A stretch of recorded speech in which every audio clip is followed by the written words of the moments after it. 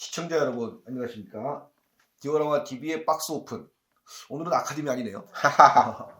맥 네, 모델의 신제품. 맥 모델 하면 현용 AFV, 현용 지상 전투 차량으로 유명했었는데 언제부턴가 2차 세계대전 그리고 함선과 전투기까지 영역을 넓히더니 예. 모든 분야에서 좋은 키트를 내고 있습니다. 갑자기 이제 팬텀이 나왔습니다. 최신 기체도 많은데 이 팬텀을 고른 이유가 무엇일까? 그만큼 인기 있는 기체이기 때문이 아닐까요? 예. 근데 일단 1탄은 F4G 네. 와일드 위즐 허허. 라는 비행기입니다. 그러니까 F4E의 파생형이에요. 네. 예. 그래서 요 공군형 롱노즈라고 하는 공군 타입이 되겠습니다. 예. 그래서 이게 와일드 위즐이라고 되어 있는데 여기 어떤 비행기냐? 이걸 좀 간단히 설명을 드리면 네. 그 우리 저 미군에서는 그 폭격대라는 그 개념이 있어요. 그러니까 적을 공격하기 위해서 여러 가지 기체들이 이제 혼합을 이루어가지고 같이 출격을 하는 거죠. 최적의 조합으로. 예. 그래서 거기에 베트남전 후반에 이제 개념이 정립이 됐습니다. 그래서 보통은 스트라이크 패키지라고 얘기를 하는데 일단은 주인공은 적을 그 시설이나 뭐 인원을 격파하는 공격기. 예. 그러니까 지상 공격용 폭탄이나 공대지 미사일을 실은 공격기가 일단 주인공이에요. 네. 근데 이를 보호해야 되잖아. 이 전투기가 됐든 폭격기가 됐든 네. 일단 한번 폭장을 막 가득하게 되면은 뭐 비행 성능이 매우 떨어지기 때문에 얘를 지켜줘야 됩니다. 그 주인공을 위해서 이제 여러 가지 기체들이 같이 동원이 되는 거죠. 어떤 기체가? 그게 바로 이제 폭격대의 개념인데요. 네. 그래서 일단 기본적으로 제공전투기. 제공전투기는 이 공격기를 적의 항공기의 위협으로부터 보호하는 기체가 되겠습니다. 그러니까 공대공 무장을 장비를 하는 거죠. 네. 그 다음에 또 지원기가 중요한 게 뭐가 있냐면은 시드 항공기라 그래요. 하하하. 그래서 Suppression of Enemy Air Defense. 네. 적 방공망 제압기입니다. 허허. 그래서 요거는 공격기를 적의 대공화기로부터 보호하는 네. 그런 기체가 되겠습니다. 어허. 예. 그 적의 레이더라는 게 굉장히 뭐 큰 것도 있지만 각종 그 대공화기마다 다 달려 있잖아요. 그렇죠. 그러니까 레이더가 굉장히 많아요. 그래서 항상 그 적진에 먼저 들어가서 계속 그 레이더를 공격을 해야 되기 때문에 First in, last out 이라는 개념으로 굉장히 그 힘든 임무를 수행하는 기체입니다. 적진에 가장 먼저 들어가서 예. 또 그냥 나중에 나오는. 네. 그래서 그 폭격대에는 일단 기본적으로 공격기, 시드 항공기, 제공전투기, 그리고 이제 공중급유기, 그리고 예전에는 전과 확인용 정찰기도 또 들어갔어요. 근데 이제 그게 요즘은 한 2000년대 초반까지 이게 유지가 됐어요. 유지가 됐는데 지금은 이제 워낙 스텔스기도 나오고 워낙 또 레이더 것도 별이 다 나오잖아요. 그러니까 현대의 방공망, 특히 러시아는 예전부터 이 미군의 폭격기 공격대를 워낙 극도로 공포에 두려워한 나머지 방공망 미사일의 국가적 역량을 집중해서 최근 뉴스엔 자주 등장하는 S-300, 400 이런 방공 시스템은 한 번 포착되면 도망갈 길이 없다라고 러시아 측에서는 주장을 합니다. 그래서 아무튼 요즘은 뭐 형태는 좀 많이 바뀌었을 것 같아요. 근데 큰 전쟁이 아직 안 벌어졌으니까 어떤 모양으로 나올지 잘 모르지만 아무튼 뭐 기본 개념은 남아 있습니다. 네. 그래서 요 시드 항공기가 이제 폭격대의 일부로 활동을 하는데 이제 베트남전에서는 요 폭격대의 일부가 아니라 처음에는 이 적 미사일 기지를 공격하는 전문 부대로 활약을 했어요. 하하. 그걸 바로 와일드 위즐이라고 합니다. 네. 그래서 와일드 위즐의 역사는 바로 시드 항공기의 역사다. 이렇게 볼 수가 있는 것이죠. 와일드 위즐 기체를 여기 박스 아트에는 숫자가 생략되어 있는데 사실 5번 기체에 해당하는 기체거든요. 예. 그러면 4번까지는 어떤 기체가 있었을까요? 와일드 위즐 1이 이제 뭐냐면은 이 베트남전에서 처음엔 그 월맹군이 레이더가 없었다 그래요. 그렇죠. 레이더가 없었는데 거기 그 미군에서 롤링 썬더 작전 1965년인가요? 그게 나오고 나서 소련으로부터 이제 레이더가 달린 대공포나 그다음에 이제 SA-2 지대공 미사일 이런 거 이제 급속히 도입을 하기 시작을 했어요. 나토 코드가 SA-2고요. 러시아 제식 명칭은 S-75. 지금 현재 300, 400까지 나온 그런 선저격 방공 미사일인데요. 그래서 요 방공 미사일 기지를 이제 전문으로 격파하기 위해서 이제 특별한 비행기를 만들게 됩니다. 그래서 맨 처음에 만들었던 것이 F-100 슈퍼 세이버를 개조한 와일드 위즐 1. 네. 그 다음에 이제 요게 그 슈퍼 세이버도 좀 옛날 비행기잖아요, 그죠? 그래서 이 당시에는 자고 나면 신형 기체가 나올 만큼 기술이 급속도로 자고 나면 바뀌고 그런 시절이라서. 그래서 두 번째 나온 와일드 이즐 2는 그 썬더치프를 F-105 썬더치프를 개조하는데 애초에는 그 벤딕스라는 회사의 그 장비를 이제 탑재를 했어요.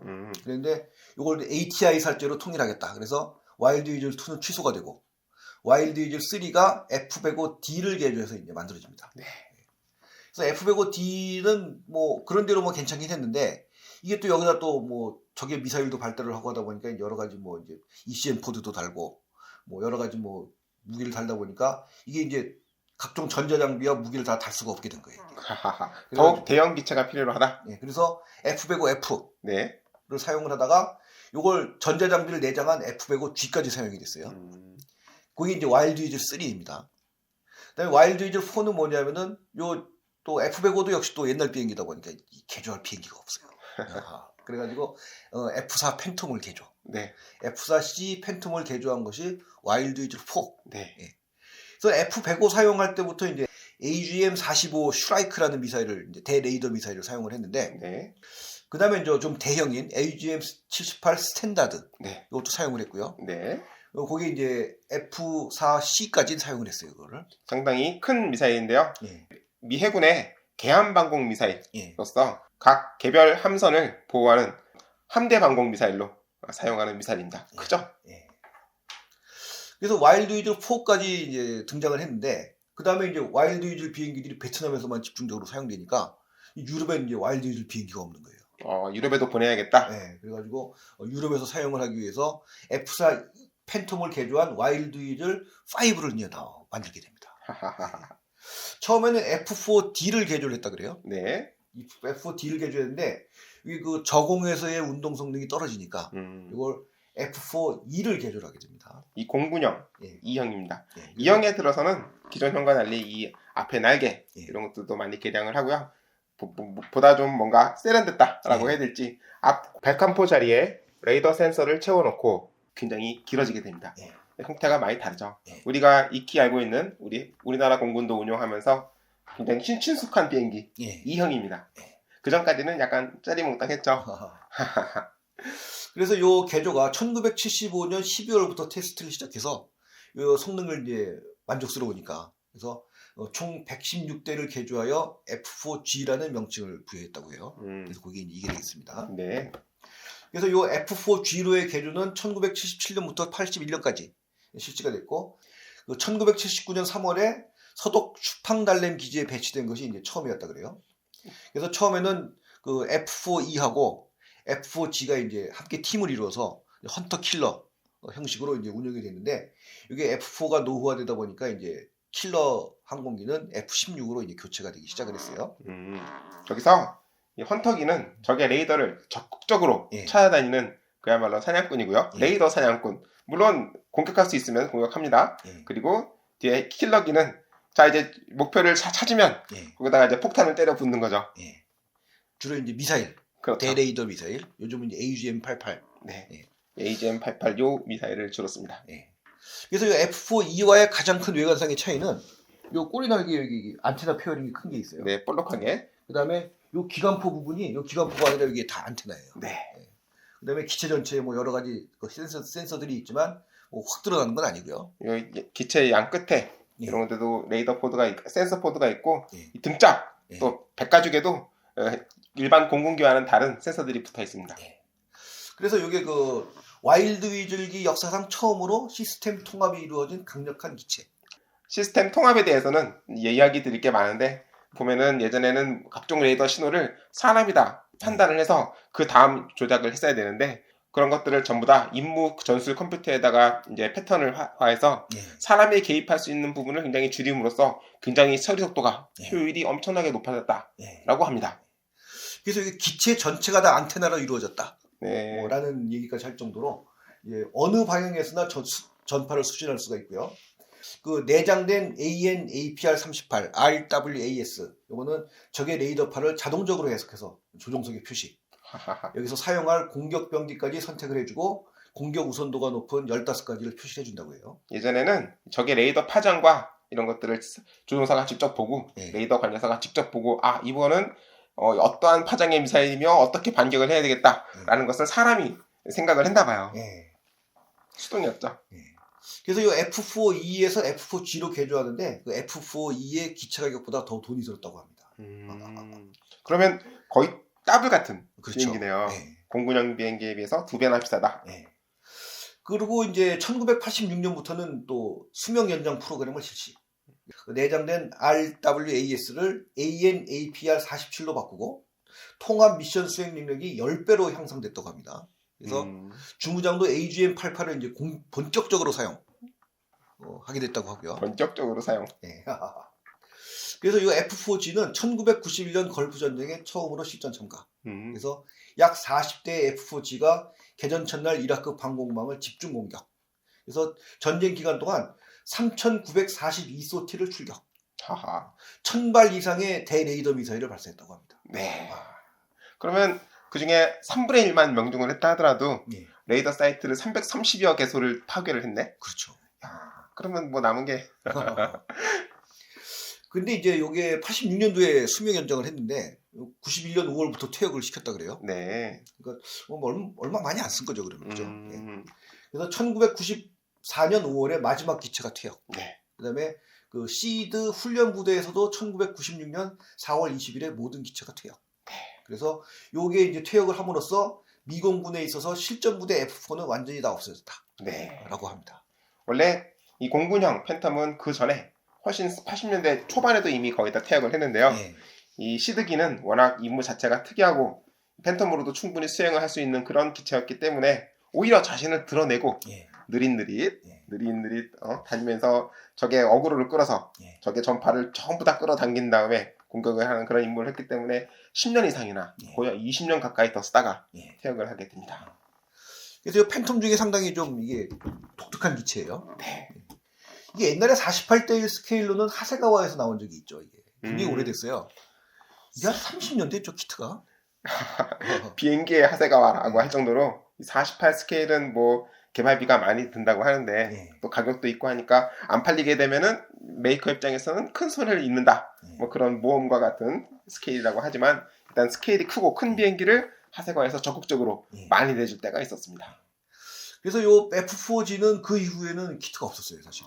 예. 근데 여기 얼마 전에 그 조영촌에서 네. F4G를 한번 내놓고 몇 달 안 됐습니다. 예, 이건 얼마 안 됐어요. 네. 그다음에 맹모델에서 이게 또 나왔어요. 예. 그래서 이게 그 세 번째로 나온 F4G 48대1 스케일 키트가 되겠습니다. 네. 물론 이번 이 와일드 위즐뿐만 아니라 바로 이 기체의 원형이 되는 공군형 롱노즈 팬텀을 발매를 예고하고 있어요. 예, 이미 조만간 이제 나올 것 같습니다. 네, 얘가 먼저 예. 나긴 하지만 예. 그래서 요 얼마 전에 타미야에서 아주 팬텀 뭐 좋은 키트가 나왔잖아요. 기똥찬 키트가 나왔는데 그래서 요건 이제 과연 어떨까? 이제 그런 궁금증이 있었습니다. 네, 저 개인적으로는 요 전작인 슈퍼넷 굉장히 좀 마음에 들었는데, 스포호네. 예, 우리 영보 씨는 뭐 별로라고 하지만 저는 이제 마음에 좀 많이 들었는데, 이 친구랑 사촌 관계인 전자전기예요. 예. 최근에는 예전에 헌터 킬러 적을 직접적으로 자신을 드러내가면서 적의 미사일과 미사일로부터 자신을 다 드러내가면서 싸우지 않고 요즘은 보다 적극적으로 은밀하게 싸우는 전투기로 바뀌어갑니다만은. 그래서 요 슈퍼넷 키트가 워낙 또 괜찮아서 이게 상당히 좀 기대를 하고 네, 이제 이걸 만들어봤어요. 만들어 봤죠, 영보 씨가. 네. 예. 어떤지 한번 얘기를 해주시죠. 자, 그러면 우선 박스 아트를 멋있게 보면은 이 보잉 라이센스 스티커가 인쇄가 돼 있고요. 예. 요즘은 이렇게 인쇄를 다 이렇게 허락을 받아야 되니까. 근데 이게 허락도 허락이지만 이런 거 같은 경우는 이제 이렇게 함으로써 이제 좀 더 뭔가 좀 권위 있어 보이는 그런 것도 있는 것 같아요. 제조사에 라이센스 딱지를 딱 붙여놓고 이렇게 박스 아트에도 상당히 공을 들였습니다. 이게 원래는 맥도넬 더글러스였잖아요. 이게 맥도넬 예전에. 더글러스였는데 보잉사하고 이제 합병이 되면서 그렇죠. 이게 보잉으로 바뀐 겁니다. 네. 그래서 이 유령 2라는 전투기의 키트를 만들어 본 결과 짠 이렇습니다. 뭐 다 아직 안 했잖아 이거. 여기서 예. 이제 데칼을 하고 그 외에 이펙트를 넣으면 완성인데 예. 우선 그렇게 다 해서 보여드리면 여러분들이 만드는 재미가 없을 것 같아서 일부러 붙이지 않고 이렇게 알맹이만 동체만 딸랑 우선 만들어 봤습니다. 거의 다 됐네 뭐 그래도. 자, 이 박사태 1990년대 예. 사우디아라비아 다랑 공군기지에 주둔했던 미 공군 57 전투단의 소속의 기체가 예. 박사태에 그려져 있고요. 조립을 했습니다. 예. 데칼은 아직 붙이지 않은 상태예요. 뭐 거의 다 했네 뭐 그래도. 우선 키트의 가격은 얼마예요? 근데 그 인터넷 판매 가격이 88,200원. 좀 세죠 그래도. 싸지는 않다. 타미야권은 좀 싸네요. 네. 싸지는 않고 요즘은 다 이렇게 9만 원 언저리까지 가는 그런 가격인데 정말 돈값은 하는가? 예. 같이 살펴보도록 하시죠. 일단 미군기 중에서는 요 기체 도색을 한 건 이 형식밖에 없어요. 어허. 예. 그전에는 다른 기체를 했나요? 그전에는 뭐 각종 위장무늬 왜 퇴역화 했으니까. 아. 요걸로 바뀐 게 이제 F4G밖에 없는 거죠. 우리 공군도 우리 공군은 이제 비슷한 색깔 칠하고 있긴 하죠. 네, 맞아요. 저는 이제 이 컬러 스킴이 예. 제 마음에 익숙하더라고요. 아, 근데 미군은 이거밖에 없습니다. 네. 이런 현형 지상전 장비로 시작했던 맹이 어느덧 대전기 차량과 함선, 비행기까지 폭넓게 신제품을 내고 있고요. 예. 품질도 뛰어나다는 말씀을 다시 한번 드리면서 제작 소감, 이 총평을 우선 하자면 전체적인 프로포션에 흠잡을 곳이 없다. 야. 예, 좋다는 얘기입니다.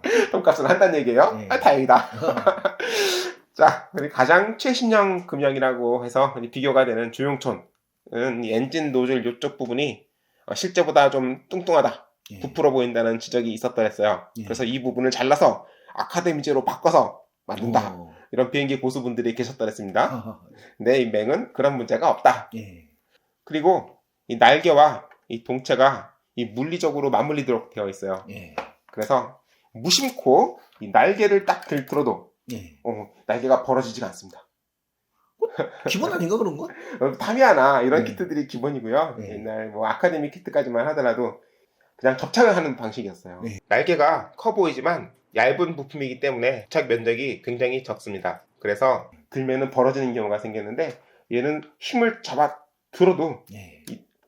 쪼개지지가 않습니다. 아. 이 여기는 물리적으로 맞물리도록 되어 있기 때문에 새로운 설계입니다. 예. 참고로 타미야 B형도 이렇게 되어 있어요. 예. 최신 설계죠. 예.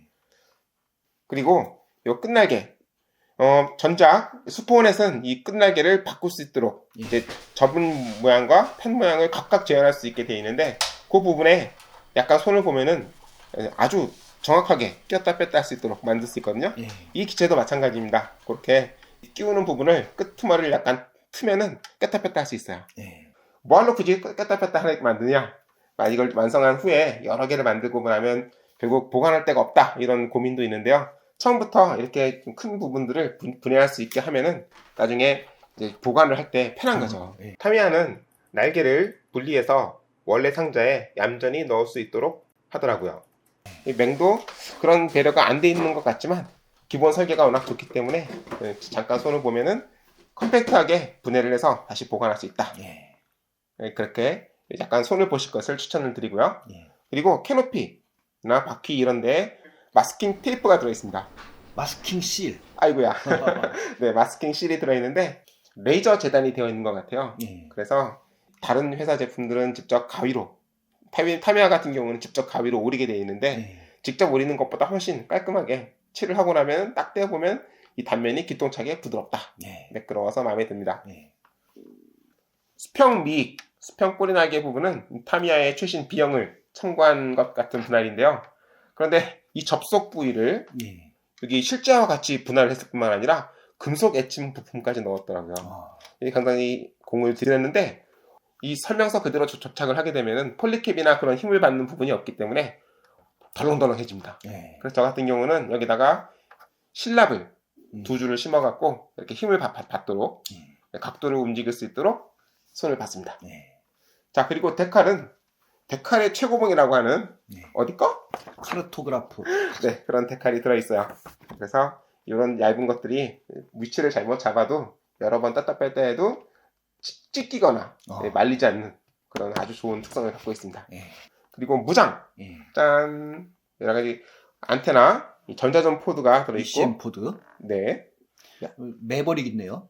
매버릭. 그다음에 AGM-78 스탠다드. 야, 이 배에 싣는 미사일을 이렇게, 그게 저 함대 방공구 타타라는 미사일을 개조한 그런 미사일입니다. 네, 이렇게 큰 미사일을 갖고 다니네요. 네.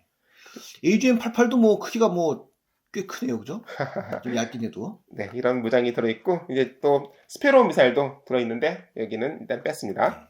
이 대레이더 미사일은 이제 레이더 전파를 쫓아가는 거고, 네. 그다음에 또 파괴도 해야 되니까 네. 보통 매버릭도 사용을 하고 그 집속탄 같은 것도 사용을 합니다. 확 터트리는 예. 네, 자탄이 들어있어서 예. 자탄이 그냥 수류탄처럼 예. 또글또글 굴려가서 다시 터진다. 아하, 예. 그래서 완전히 초토화를 하고 레이더 기지를 운용하는 우리 인마까지도 이 시절에도 사람과 말이 있었나요?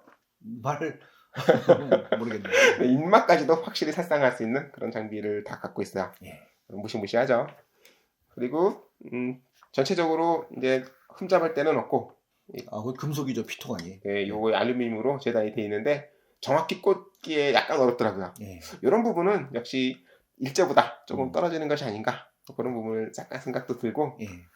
이제 전체적으로 쭉 좋아 보입니다, 일단. 네, 실제로도 좋습니다. 네, 그래서 여러분이 보시기엔 어떤지 모르겠어요. 이 아래쪽도 좀 보여드릴까요? 예. 디테일이 흠잡을 데가 없습니다. 예. 그리고 요 바퀴 같은 경우도 상당히 튼튼하죠. 튼튼하네. 튼튼하게 접착이 돼서 예. 마음에 들어요. 예. 타미야 말고는 다 48 비행기들이 다 헐렁빠시였는데 앞바퀴도 접착면이 적은데도 불구하고 명확하게 꽂게 돼 있어서 예. 잘 됩니다. 예. 이렇게 해서 만들어 봤고 이 통합되어 있다는 예. 현현기 같죠? 이 각종 패널들이 전투정보 패널들이 들어있고요. 캐노피가 안 맞으면 굉장히 마음이 아픈데요. 캐노피도 아주 잘 맞습니다. 예. 그래서 마스킹을 해놨기 때문에 한번 빼면 다시 잘 안 들어가요. 네, 이렇게 살펴봤습니다. 예. 가격 88,200원. 예. 그런 금액이 납득이 가는 키트의 품질이라고 저는 생각을 합니다. 많이 삽시다. 많이 만들어야죠. 네. 네. 자, 이상 맥모델의 비행기 신제품 F4G 팬텀2 와일드 이즐 5 네. 키트를 좀 살펴봤습니다. 이거 뭐 완성할까요, 근데? 다른 것들도 보여드리고 싶은 게 많아서 여기까지만 하도록 하겠습니다. 네. 자, 그럼 이 정도로 일단 마치고 지금 또 다음 시간에 찾아뵙도록 하겠습니다. 감사합니다.